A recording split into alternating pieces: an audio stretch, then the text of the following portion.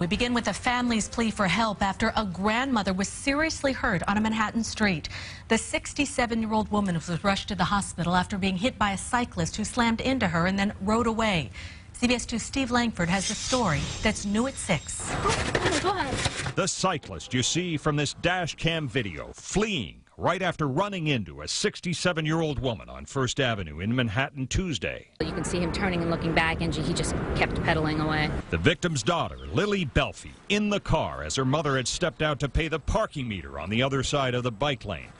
Go ahead. Mary Grace Belfie is now at Weill Cornell Medical Center with serious injuries. Her daughter happens to be a physician there. She had extensive intracranial bleeding, brain bleeding, which is the #1 problem. You know, the broken bones eventually will heal. Right through the red line.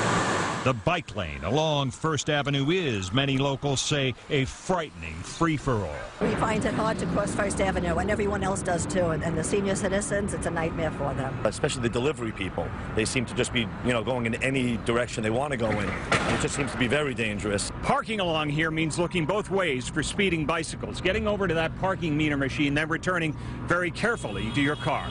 We've seen a lot of, just anecdotally from my experience, increase in traumas from pedestrians struck from this exact kind of scenario. Her mother's condition, she says, has improved to the point where she now realizes what happened to her. She's very frustrated. She doesn't understand. She keeps saying, how did this happen? How did this happen? Why didn't he stop? A question that's asked along the First Avenue bike lane many times each day.